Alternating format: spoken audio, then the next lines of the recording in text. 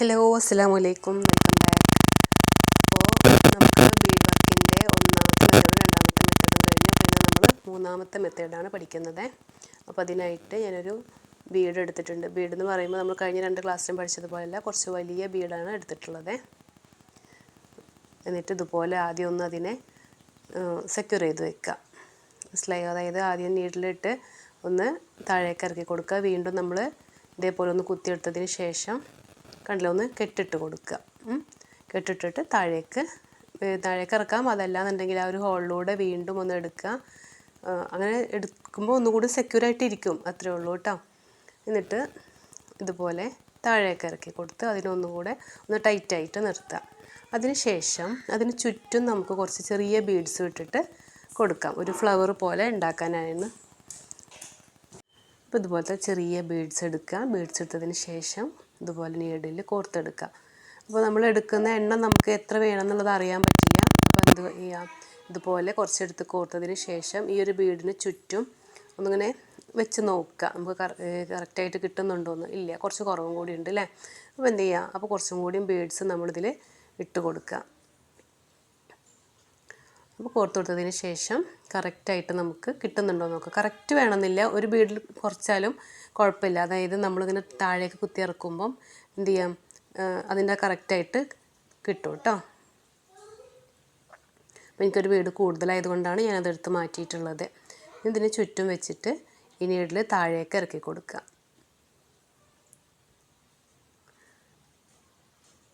നമുക്കിത് താഴേക്ക് ഇറക്കുക. താഴേക്ക് ഇറക്കിയതിന് ശേഷം അപ്പോൾ ഇതുപോലെ വരികയാണെന്നുണ്ടെങ്കിൽ ഇതുപോലെ തന്നെ വെച്ച് കൊടുത്താൽ മതി കേട്ടോ. എന്നിട്ട് ഇതിനെ എല്ലായിടത്തേക്കും എല്ലാ ബീഡിലെയും നമ്മൾ കഴിഞ്ഞ ക്ലാസ്സിൽ പഠിച്ചിട്ടുണ്ടായിരുന്നു കൗച്ചിങ് പോലെ സ്റ്റിച്ച് ചെയ്ത് കൊടുത്തത് അല്ലേ. ആ ഒരു മെത്തേഡാണ് ഇതിൽ ചെയ്തെടുക്കേണ്ടത്. ഒരു ബീഡിൻ്റെ തൊട്ടടുത്തുനിന്ന് കുത്തിയെടുക്കുക. എന്നിട്ട് ആ ബീഡിൻ്റെ തൊട്ടപ്പുറത്തേക്കായിട്ട് തൊട്ടടുത്ത് തന്നെ ആയിട്ട് കുത്തണം കേട്ടോ. കാരണം നമ്മുടെ ത്രെഡ് കാണാൻ പാടില്ല. അപ്പോൾ ആ ഒരു രീതിക്ക് വേണം കുത്തിയെടുക്കാനായിട്ട്. അതുപോലെ നിങ്ങൾ ത്രെഡ് എടുക്കുമ്പോഴും സൂക്ഷിക്കുക, നമ്മുടെ മാച്ചായിട്ടുള്ള ത്രെഡ് വേണം യൂസ് ചെയ്യാനായിട്ട് കേട്ടോ. ഞാനിത് മാച്ചായിട്ടുള്ള ത്രെഡൊന്നുമല്ല എടുത്തിട്ടുള്ളത്. നമ്മൾ ഡ്രസ്സിൽ വർക്ക് ചെയ്യുമ്പം ത്രെഡ് നോക്കുക. കാരണം നമ്മൾ വർക്ക് ചെയ്യുമ്പോൾ ത്രെഡ് കാണാൻ പാടില്ലല്ലോ. മാച്ചല്ലാത്ത ത്രെഡാകുമ്പോൾ നമുക്ക് വേഗം അത് ഒരു അഭംഗിയല്ലേ. അപ്പോൾ അതുകൊണ്ട് മാച്ചായിട്ടുള്ള ത്രെഡ് എടുത്തിട്ട് വേണം ചെയ്യാനായിട്ട്. കണ്ടില്ലേ, അപ്പോൾ ഇങ്ങനെയാണ് ഈ ഒരു ബീഡിന് ചുറ്റും നമ്മൾ ഫ്ലവർ ഉണ്ടാക്കിയിട്ടുള്ളത്. അപ്പോൾ ഇനി ഇതുപോലെ കഴിഞ്ഞ് കഴിഞ്ഞാൽ എന്ത് ചെയ്യാം, താഴേക്ക് കെട്ടിട്ട് കൊടുക്കുക.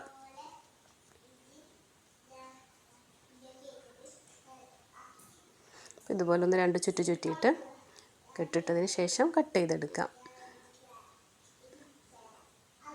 അപ്പോൾ കണ്ടില്ലേ, ഇതിങ്ങനെയാണ് നമ്മൾ ബീഡിന് ചുറ്റും ഇതുപോലെ റൗണ്ട് ചെയ്തത്. ഇനി ഞാൻ അടുത്തത് ചെയ്യാൻ പോകുന്നത് കുറച്ചുകൂടി വലിയ ബീഡ് ഇട്ടിട്ടാണ് കേട്ടോ.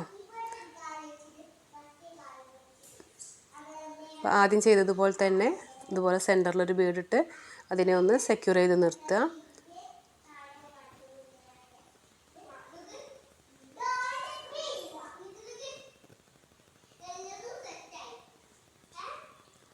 അതേപോലെ ഒന്ന് സെക്യൂർ ചെയ്ത് നിർത്തുക. അതിന് ശേഷം നമ്മൾ ചുറ്റും ഫസ്റ്റ് കൊടുത്ത ആ ഒരു ബീഡിനേക്കാളും കുറച്ചും കൂടി വലിയ ബീഡിട്ടിട്ടാണ് ഞാനിവിടെ ചെയ്യുന്നത് കേട്ടോ. അപ്പോൾ ആ ഒരു ഡിഫറൻറ്റ് കാണിച്ചു തരാൻ വേണ്ടിയിട്ടാണ്, ചെറുതിടുമ്പോഴും വലുതിടുമ്പോഴുള്ള ആ ഒരു ഡിഫറൻറ്റ് കാണിച്ചു തരാൻ വേണ്ടിയിട്ടാണ് ഇങ്ങനെയൊക്കെ ചെയ്ത് കാണിക്കുന്നത്. അപ്പോൾ നമുക്ക് ആവശ്യമുള്ള ബീഡ് ഇട്ട് കൊടുക്കുക.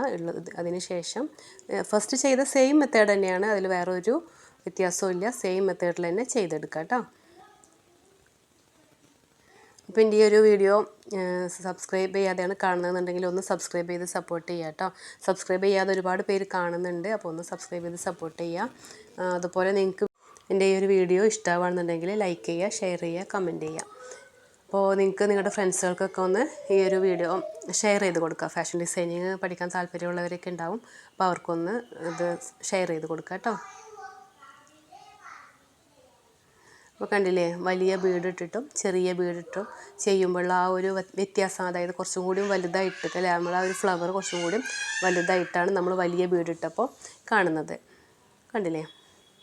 അപ്പോൾ ആ ഒരു വർക്ക് എങ്ങനെയാണോ നിങ്ങൾക്ക് വേണ്ടത് അതിനനുസരിച്ചിട്ട് ബീഡിൻ്റെ സൈസിന് ഒന്ന് ചേഞ്ച് ചെയ്യാം. മനസ്സിലായോ? കുറച്ച് വലിയൊരു ഫ്ലവറിലാണ് നമുക്കിത് വേണ്ടതെന്നുണ്ടെങ്കിൽ വലിയ ബീഡിട്ട് കൊടുക്കാം. അതല്ല അതിന് ചുറ്റുമുള്ള ഫ്ലവർ ഒരു ചെറിയൊരു സൈസിലാണ് വേണ്ടതെന്നുണ്ടെങ്കിൽ ഇതുപോലെ ചെറിയ സൈസിലുള്ള ബീഡിട്ടിട്ട് കൊടുക്കാം. ഇനി ഇതിന് ചുറ്റും നിങ്ങൾക്ക് നിങ്ങളുടേതായ ഒരു ക്രിയേറ്റിവിറ്റിക്ക് അനുസരിച്ചിട്ട് കൊടുക്കാം കേട്ടോ. ബാക്കിയുള്ളതൊക്കെ നിങ്ങളുടേതായ ഇഷ്ടങ്ങളാണ്, അതിനനുസരിച്ച് ചെയ്യുക. ഞാൻ ഒരു ബേസിക്കായിട്ട് എങ്ങനെയൊക്കെയാണെന്നുള്ളത് പറഞ്ഞു തരുന്നുള്ളേ. ഇനി അടുത്ത ഒരു രീതി കൂടെ കാണിച്ചു തരാം. ഇത് ഫ്ലാറ്റ് ബീഡാണ്. ഞാൻ ഫസ്റ്റ് ക്ലാസ്സിൽ കാണിച്ചു തന്നിട്ടുണ്ടായിരുന്നു. ഫ്ലാറ്റ് ബീഡ് എന്ന് പറയുമ്പം അടിഭാഗം ഫ്ലാറ്റായിട്ട് കിടക്കുന്ന ആ ഒരു ബീഡാണ് ഞാനിത് ചെയ്തെടുക്കുന്നത്. അപ്പോൾ ഇതേപോലെ തന്നെ നമ്മൾ ഫസ്റ്റ് ബീഡ് ചെയ്തതുപോലെ തന്നെ ഒന്ന് സെക്യൂറായിട്ട് നിർത്തി കൊടുത്തിട്ടുണ്ട്. ഇനി അതിന് ശേഷം എന്താ ചെയ്യുക, അതിനേക്കാളും കുറച്ചും കൂടിയും വലിയൊരു ബീഡിട്ട് കൊടുക്കുക. ചെറിയ ബീഡിട്ട് കൊടുക്കുക. നമ്മൾ ആ ഫ്ലാറ്റ് ബീഡ് ആദ്യം ഈ ഒരു ചെയ്യുന്ന വർക്ക് നിങ്ങൾക്ക് ഒരു വീടിന് ചുറ്റുമായിട്ടൊക്കെ ചെയ്ത് കൊടുക്കാം കേട്ടോ. അപ്പോൾ പറഞ്ഞു വന്നത് ഫ്ലാറ്റ് ബീഡിനെ നമ്മൾ സെക്യൂറായിട്ട് നിർത്തിയതിന് ശേഷം വീണ്ടും ഒരു ബീഡിട്ട് കൊടുക്കുക. ഇതുപോലെ താഴേക്ക് ഇറക്കാം. അതിന് ശേഷം ചെയ്യേണ്ടത് നമ്മളിപ്പോൾ ഒരു ഫ്ലാറ്റ് ബീഡ് ഉണ്ടല്ലോ, അതിൻ്റെ തൊട്ടടുത്തായിട്ട് കുത്തിയെടുക്കുക. എന്നിട്ട് ഈ ഒരു 2 ബീഡിൻ്റെയും ഫ്ലാറ്റ് ബീഡിൻ്റെയും മറ്റേ റൗണ്ട് ബീഡിൻ്റെയും കൂടെ ആ ഒരു ഹോളിൻ്റെ ഉള്ളിൽ കൂടെ എടുക്കുക. അപ്പോൾ ഒന്നും കൂടി അതവിടെ സെക്യൂറായിട്ടിരിക്കും. അപ്പോൾ നമ്മൾ ചെയ്യുന്ന വർക്ക് പെട്ടെന്ന് ഡാമേജ് ആയി പോവാതിരിക്കാൻ വേണ്ടിയിട്ടാണ്. അതായത് ഇളകിപ്പോയി ബീഡ് പൊട്ടിപ്പോവുക, അങ്ങനെയുള്ള ആ ഒരു ത്രെഡ് പൊട്ടിപ്പോവുക, അങ്ങനെയുള്ള ഇതില്ലാതിരിക്കാൻ വേണ്ടിയിട്ടാണ് നമ്മൾ ഒന്നും കൂടി ഇങ്ങനെ സെക്യൂറായിട്ട് നിർത്തുന്നത്. വീണ്ടും ഇതേപോലെ തന്നെ റിപ്പീറ്റ് ചെയ്ത് കൊടുക്കുക. അപ്പോൾ നമ്മൾ ലാസ്റ്റ് കൊടുത്ത കുറച്ചുകൂടി ചെറിയ ബീഡാണ് കേട്ടോ. അപ്പോൾ ആ ഒരു ബീഡ് കൊടുത്തതിന് ശേഷം ഈ 3 ബീഡിൻ്റെ ഉള്ളിൽ കൂടെയും എന്ത് ചെയ്യുക, ഇതുപോലെ ഒന്ന് കോർത്ത് കൊടുക്കുക. കണ്ടില്ലേ? ഇതേപോലെ ഒന്ന് നീഡിൽ പാസ് ചെയ്തെടുക്കുക. ശേഷം താഴേക്ക് ഇറക്കുക. കണ്ടില്ലേ? അപ്പോൾ അതിൻ്റെ ഒരു ഷേപ്പിൻ്റെ വ്യത്യാസം വന്നില്ല. ആദ്യം ഒരു ഫ്ലാറ്റ് വലുതിട്ടു, അതിന് അത് വീണ്ടും അതിൻ്റെ ചെറുത്.